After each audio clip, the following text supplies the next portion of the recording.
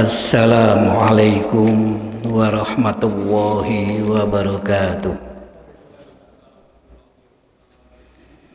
Alhamdulillah fatiris samawati wal ard ja'ilil malaikati rusula uli ajnihatim mathna wa thulatha wa ruba. Asyhadu an la ilaha illallah wahdahu la syarikalah wa asyhadu anna Muhammadan abduhu wa rasuluhu la nabiyya ba'dah. Allahumma salli wa sallim wa barik ala nabiyyinal karim Muhammadin wa ala alihi wa sahbihi ajma'in, amma ba'd. Para jamaah rahimakumullah, alhamdulillah kita bersyukur kehadirat Allah Subhanahu wa taala. Pada pertemuan yang lalu kita bahas surat 59 ayat 20. Isinya tidak sama penduduk surga dengan penduduk neraka. Itu kalau istilah sekarang, Allah menampilkan dua sisi yang tidak sama. Kalau panjenengan di televisi itu melihat ada dua sisi. Ngaten nggih Pak nggih? Ada itu. Yang sisi satu itu A, yang sisi satu itu B. Dan tidak sama itu pandangannya itu. Pandangannya bertentangan. Nah, di dalam Quran ada keterangan tentang dua sisi yang kemarin di antara ayat sudah kita bahas. Tidak sama penduduk surga dan penduduk neraka itu kemarin itu. Jadi penduduk neraka, penduduk surga itu tidak sama. Di ayat yang lain itu ditegaskan tidak sama. Orang-orang yang melihat dengan orang-orang yang buta. Tidak sama itu. Yang buta itu ya buta mata hatinya. Tuh. Melihat itu ya melihat mata hatinya. Tidak sama orang hidup dan orang yang mati. Tuh. Hidup itu artinya hatinya yang hidup. Bab di Quran itu ada orang mati masih dikatakan hidup, ada orang hidup dikatakan mati oleh Al-Quran. Orangnya masih ada, yang masih bernapas, masih beraktivitas, tapi Al-Quran dikatakan mati. Maka sebutan dan istilah mati di dalam Quran itu bisa mati dalam arti hakiki, mati dalam arti ya majazi. Majazi ya tadi itu, yang mati itu ya hatinya. Tuh. Yang hidup itu ya hatinya itu.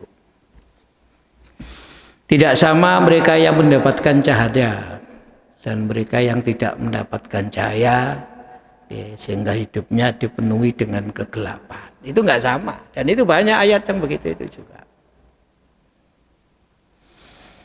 Ya, dalam urusan berjuang itu Allah juga menegaskan tidak sama orang yang duduk-duduk saja dengan orang yang berjuang. Itu enggak sama.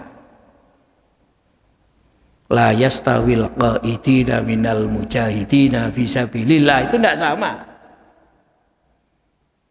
Oh, berarti kita yang hari ini malam ini berjamaah di masjid dengan yang tidak sama ya enggak sama. Ya pasti enggak sama itu. Maka Quran ya, memberikan penerangan kepada kita tentang dua sisi itu. Ya, kemarin salah satu ayatnya sudah kita bahas. La yastawi ashabun nari wa ashabul jannah, ashabul jannati humul faizun. Kemarin sudah kita sampaikan. Kita teruskan, sampun Pak nggih. Ayat 21, pun surat 59 masih tetap kemarin. Nggih, saya baca dulu. A'udzu billahi minasy syaithanir rajim. Lau anzalna hadzal qur'ana ala jabalin la ra'aitahu khashi'an mutasaddian min khasyatillah wa tilkal amthalu nadribuha linnasi la'allahum yatafakkarun. Kalau sekiranya kamu menurunkan Al-Quran ini kepada sebuah gunung, pasti kamu akan melihatnya tunduk terpecah belah disebabkan takut kepada Allah. Dan perumpamaan itu kami buat untuk manusia supaya mereka berpikir. Ayat ini membahas tentang sesungguhnya Al-Quran itu barang apa. Quran itu loh, barang apa Quran itu perlu kita ketahui. Sudah Pak, kita tahu Quran itu ya tulisan, tulisane. Dulu sudah pernah kita sampaikan, Quran itu wahyu Allah yang gaib, tidak bersifat kebendaan Quran itu. Jadi Quran itu tidak ada bendanya. Berarti Quran itu gaib. Ya, ketika turun kepada Rasulullah. Sudah kita sampaikan itu. Karena itu kemudian Quran ini didiktekan oleh Rasulullah kepada para sahabat. Jadi ada majelis kajian seperti ini, ada. Didiktekan, sudah kita bahas itu. Surat Ali Imran 164 sudah kita bahas. Kaitan dengan keistimewaan Rasulullah Muhammad sallallahu alaihi wasallam. Tuh, didiktekan, dibacakan. Para sahabat mendengarkan, menirukan, lalu ikut membaca sampai hafal. Dan membaca dalam arti menirukan, membaca tulisan dari yang wonten tulisannya belum ada. Iqra bismi rabbikal ladzi khalaq. Nabi menyampaikan itu, mendiktekan. Sahabat mendengarkan, menirukan sampai apa. Tuh. Lalu dijelaskan oleh Nabi, itu maksudnya apa, kandungannya apa itu. Sampai tuntas untuk ukuran saat itu.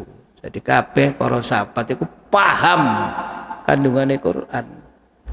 Siapa yang memberi penjelasan? Rasulullah.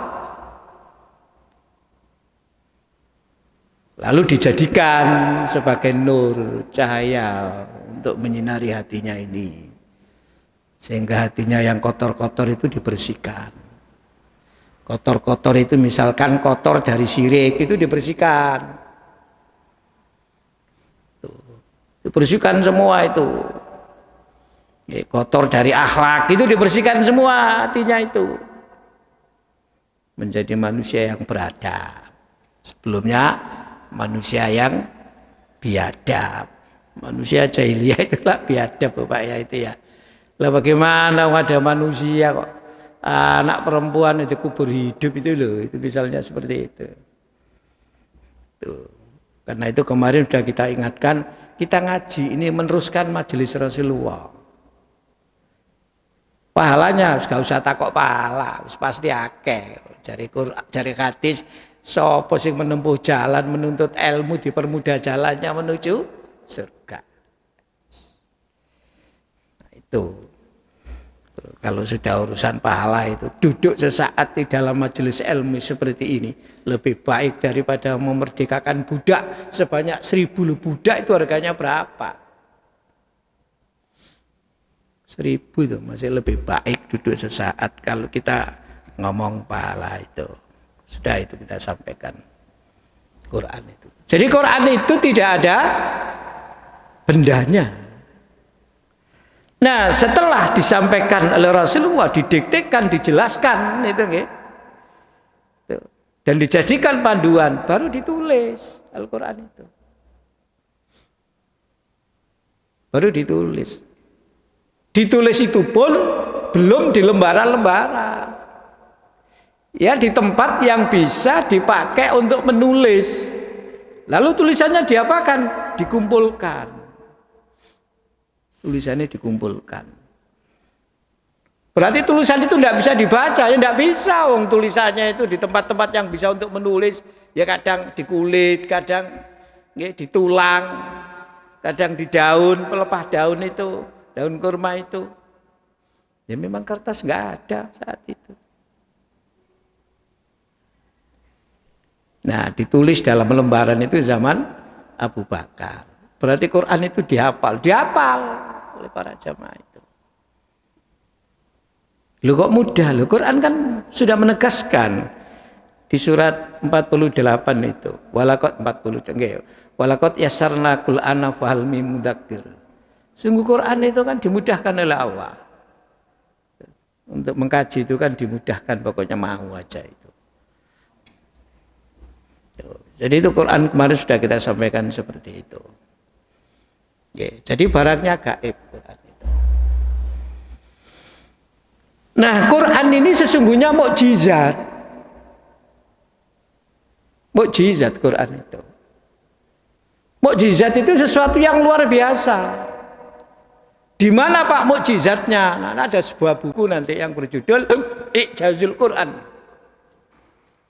I'jazul Quran itu ada. Di Quran. Tuh. Mukjizat Quran ini. Bahkan mukjizat yang terbesar dibanding dengan mukjizat-mukjizat yang Allah berikan kepada seluruh nabi. Itu paling besar Al-Quran.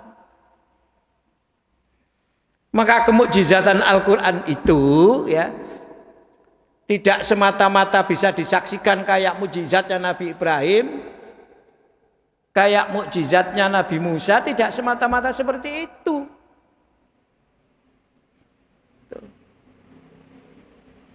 Oleh karena itu, bagi mereka yang bisa merasakan kemukjizatan Al-Quran, itu merekalah yang sampai pada tingkat ulul albab. Ulul albab, Pak, menurut istilah Al-Quran itu.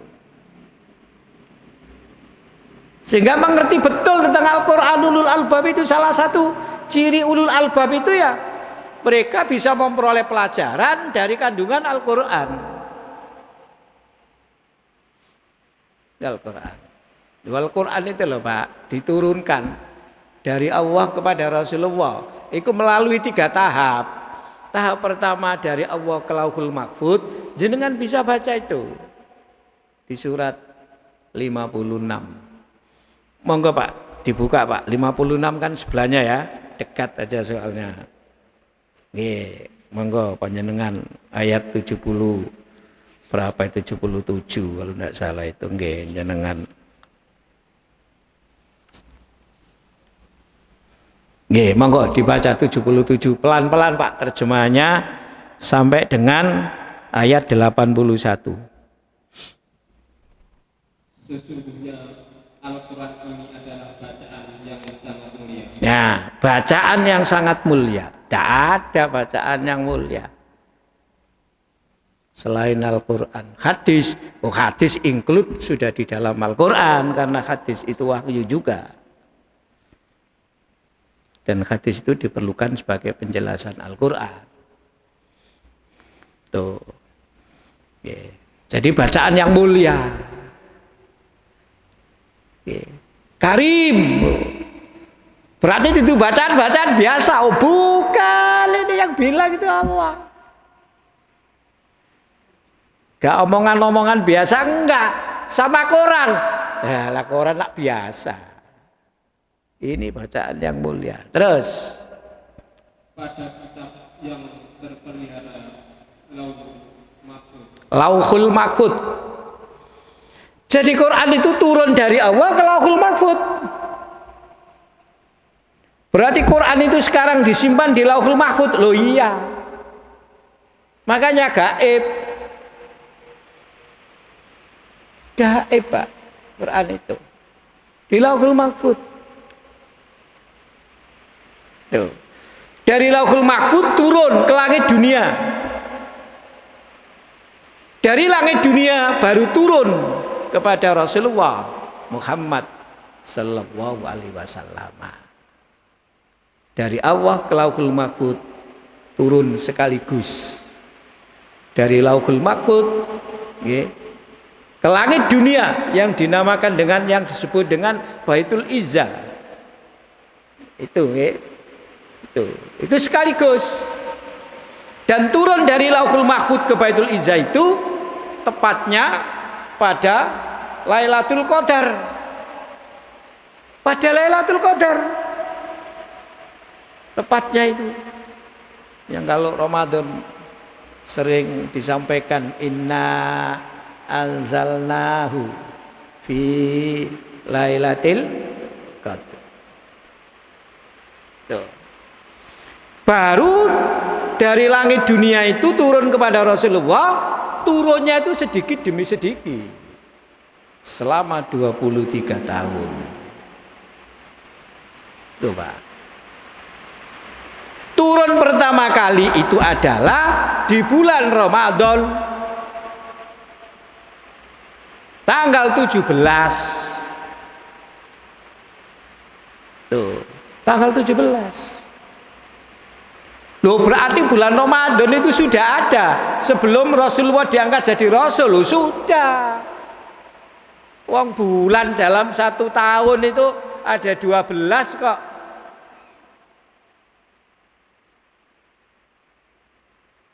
Dan itu diterangkan oleh Allah di dalam Al-Quran.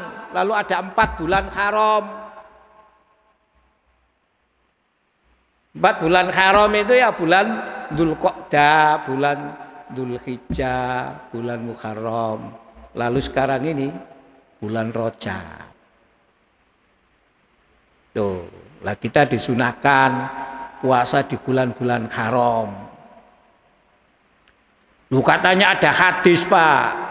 Kalau puasa tanggal 1 Rajab itu sama dengan puasa 1000 tahun. Itu hadisnya maudhu. Tidak bisa jadikan dasar itu, Pak. Ini saya sampaikan aja kepada panjenengan. Hadisnya apa?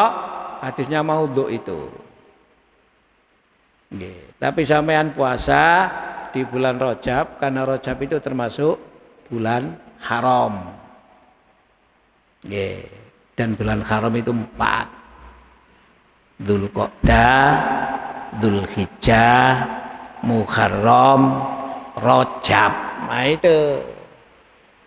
Ya. Tuh. Sebab ada yang mengatakan begitu.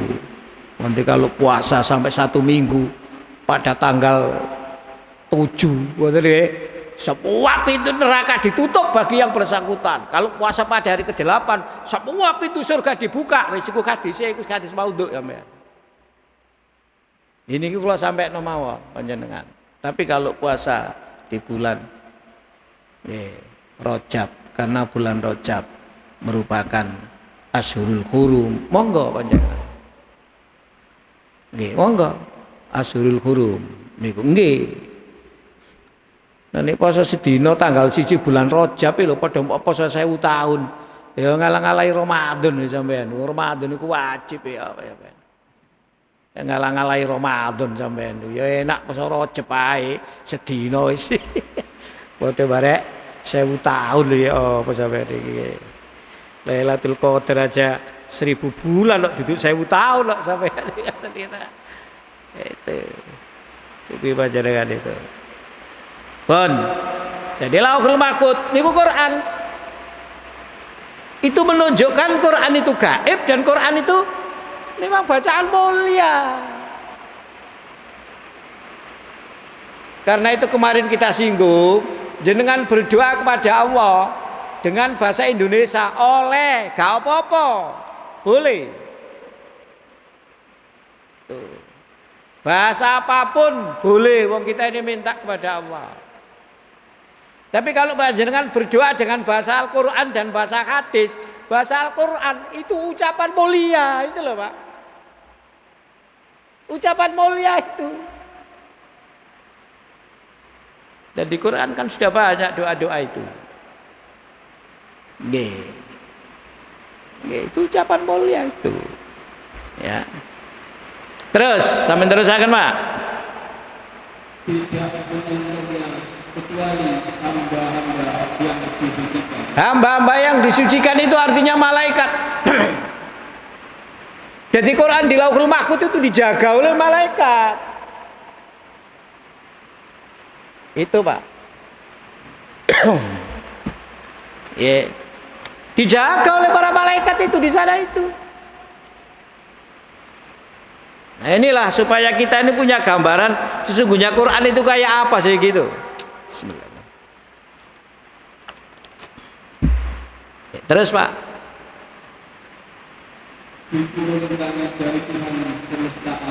Diturunkan dari Tuhan semesta alam, bukan karangannya Muhammad. Sebenarnya apa? Kalau bahasa SK itu, Pak, ya, ada asli, ada turunan. Lah aslinya Quran di Lauhul Mahfuz itu. Sing mrene terus ditulis iki turunan supaya kita bisa membaca. Ini hakikat Quran dulu kita pahami. Ya, terusakan. Maka apakah kamu menganggap remeh saja Al-Quran? Apakah kamu menganggap remeh Al-Quran ini? Lu barang kaya ngono kok mbok anggap remeh kuwi ya apa? Inilah Pak, kita diberi pelajaran oleh Allah. Masih dianggap remeh. Iku temenan. Iku serius. Ya Pak itu. Aja digawe guyonan. Napa Pak? Aja digawe guyonan itu gitu loh. Aja disepelekno itu. Nah, karena seperti itulah Al-Qur'an, ngoten nggih. Meskipun sekarang yang kita ketahui ini, sebab setelah Rasulullah wafat, Quran itu ditulis di lembaran. Lalu dibukukan zaman Khalifah Utsman. Kenapa? Supaya generasi berikutnya itu tahu gitu loh Pak, dan bisa membaca apa yang disampaikan Rasulullah.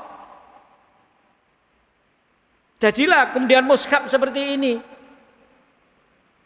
Karena mushaf ini dulu ngoten nggih, dikodifikasikan pada zaman Utsman, sehingga mushaf yang sampai kepada kita itu disebut dengan Rasmul Utsmani, ngoten Pak. Ini melibatkan negara Pak niki Pak, melibatkan khalifah ini, membukukan Al-Quran itu. Nggih Pak niki, ini kebijakan negara ini saat itu, sehingga terjaga sampai kepada kita, sehingga bentuknya ya begini, ini Quran. Tapi ini tulisan Pak, hakikatnya ya tadi itu di dalam. Ini teks Al-Quran.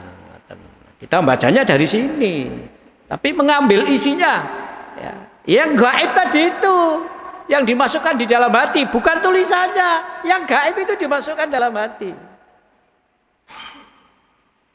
Karena hebatnya Quran kayak seperti itu, kata Allah, seandainya Al-Quran itu aku turunkan kepada gunung. Nah, coba sampean. Aku turunkan kepada gunung, engkau akan melihat gunung itu tunduk kepada Allah. Gunung itu terbelah. Coba sampean bayangkan. Seandainya Quran aku turunkan kepada gunung, gunung itu tunduk. Tunduk niku napa to, Pak? Yes, tunduk. Ya kuku. Itu ya. Tidak bisa apa-apa, padahal kita tahu gunung kayak gitu. Gunung Semeru yang baru saja itu belum meledak Pak, itu Pak, belum. Iku lek umpamane menungso sik ngentut niku Pak. Ngoten nggih Pak nggih. Niku ngentut. Lho kaya ngoten niku lho Pak. Dasarnya gunung kayak seperti itu. Gunung Merapi kayak apa sampai? Waduh. Is kurbani kayak seperti itu sampean Pak itu Pak. Ya napa sampean kayak ngoten niku gunung. Kuatnya kayak seperti itu gunung itu sampean. Betul mudah dihancurkan gunung itu. Wah, lek katik meledak ngono aduh. Gunung Agung, ketika Gunung Agung ngoten nggih. Meledak sampai dari sini Pak itu. Gunung Agung kok Bali sampai tekan kene udah tahun 63. Kayak seperti itu gunung. Lho ngene lek jari Quran jarine Allah, lek Quran tak turunkan nang gunung sing kaya ngono iku mau, yang dasar tunduk terbelah. Tunduk Pak terbelah. Min khasyatillah, sebab mereka takut kepada Allah. Kenapa? Kalau gunung itu dahsyat seperti itu, Quran lebih dahsyat. Quran lebih hebat Pak itu Pak. Nih, coba panjenengan kita renungkanlah. Diturunkan ke gunung kayak gitu, kira-kira diturunkan kepada manusia kayak apa? Hatinya kira-kira itu. Khusyuk atau apa? Atau meng semtok gitu loh Pak. Meng semtok ini bahasa Jawa ini apa Pak? Meringis tok.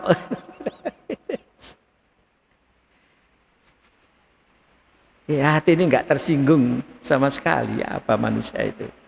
Gunung yang hebat itu seperti itu. Ada sebuah hadis Pak, ini nggih. Banyak hadisnya, ini salah satu yang agak pendek ini.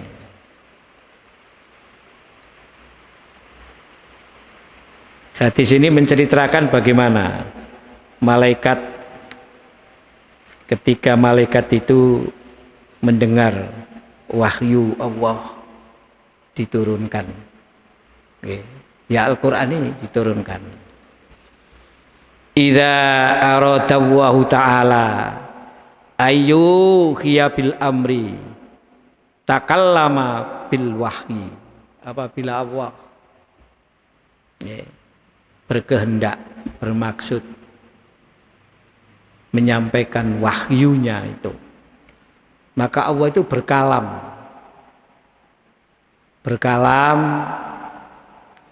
dia berucap, berucap tentang wahyu yang akan diturunkan itu. Iqra bismi rabbikal ladzi khalaq gitu. Berucap. Cuma ucapan Allah itu kayak apa ya tentu nggak sama dengan kita itu.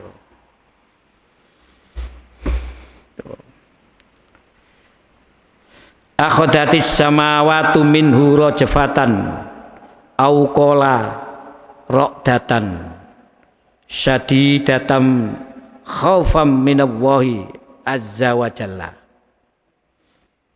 Maka ketika Allah berkalam tadi itu, langit-langit bergetar dengan keras.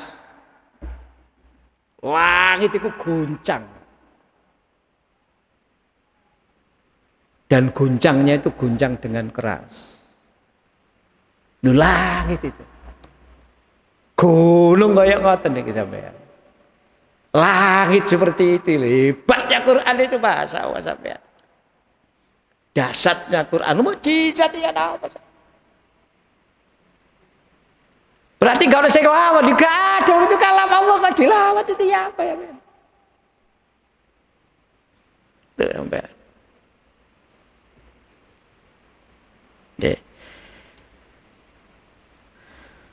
Wa idza sama'a dzalika ahlus samawati soiku.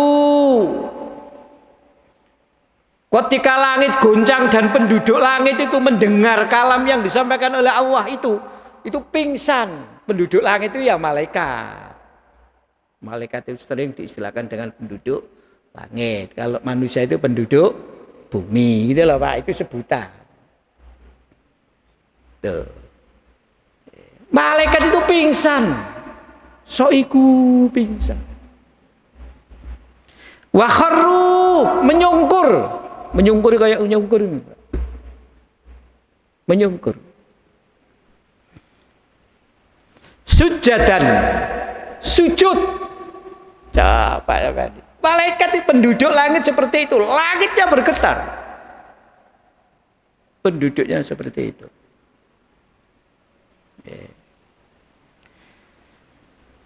Fayakunu awwalam mayyarfa'u ra'sahu Jibrilu. Pertama kali yang siuman itu Jibril. Jibril itu siuman dulu, Pak. Pertama kali. Ngataan. Ya, kayak gitu loh, Pak. Malaikat penduduk langit itu kayak seperti itu. Langit ini apa wau, Pak? Bergetar. Karena takut kepada Allah.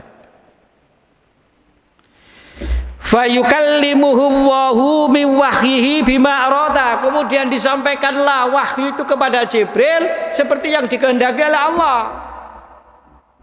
Alhamdulillahirabbil alamin, disampaikan. Coba sampean kayak katanya. Ini Quran, Pak, seperti ini. Ini Quran supaya kita ini paham, tahu gitu loh. Itu. Yeah. Summa yamurru Jibrilu alal malaika. Setelah Jibril menerima itu, Jibril berjalan melewati para malaikat dan malaikat sudah siuman, sudah selesai. Nggih.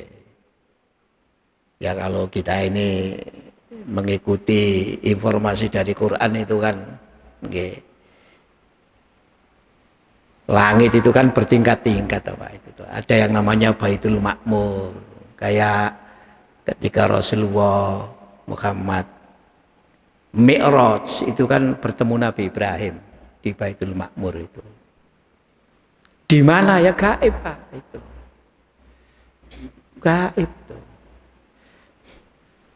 Nabi kan sudah melewati batas dunia namanya Sidratul Muntaha itu. Dan Nabi sudah masuk di wilayah namanya Ars.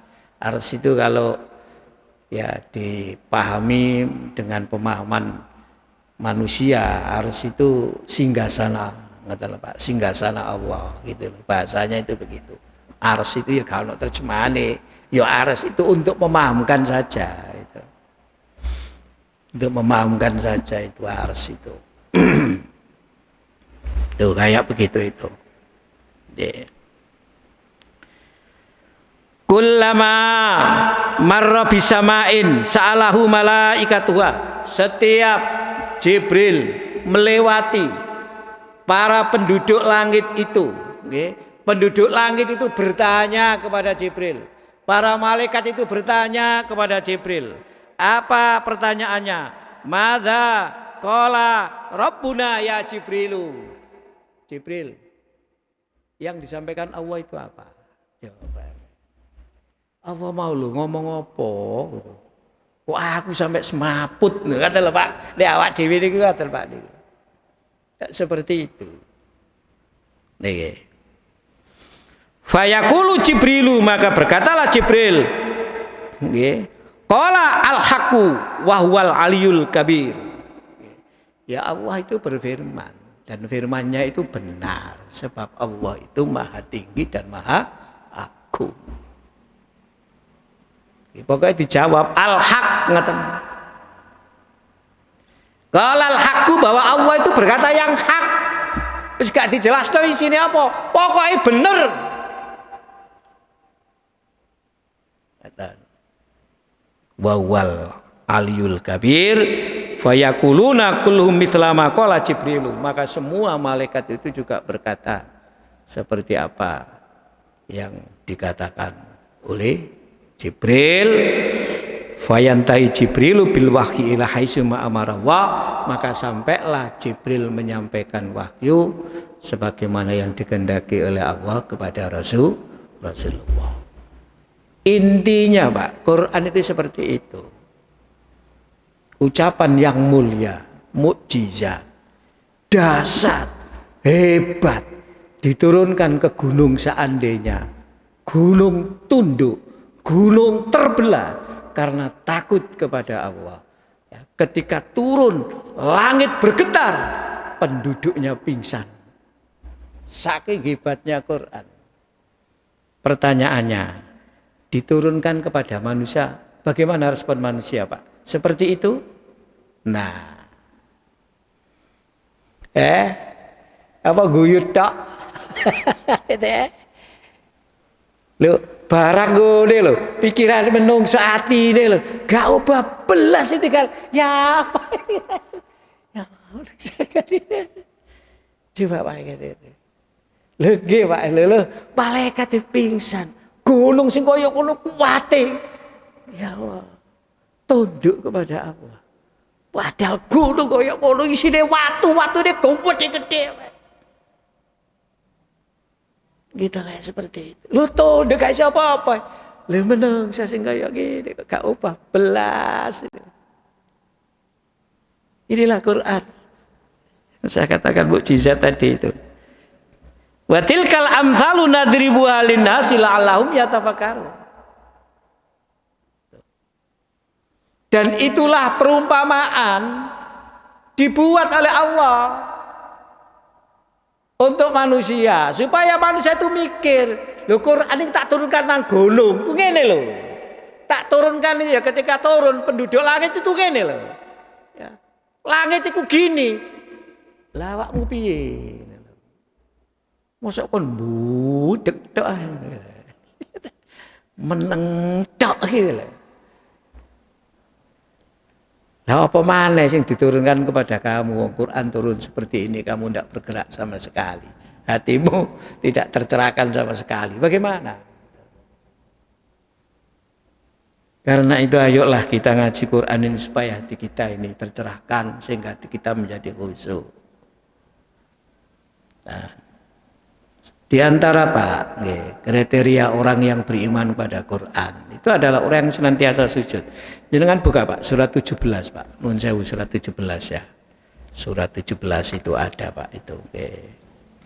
Ayat mulai 105 tapi tidak usah 105 Pak, langsung saja.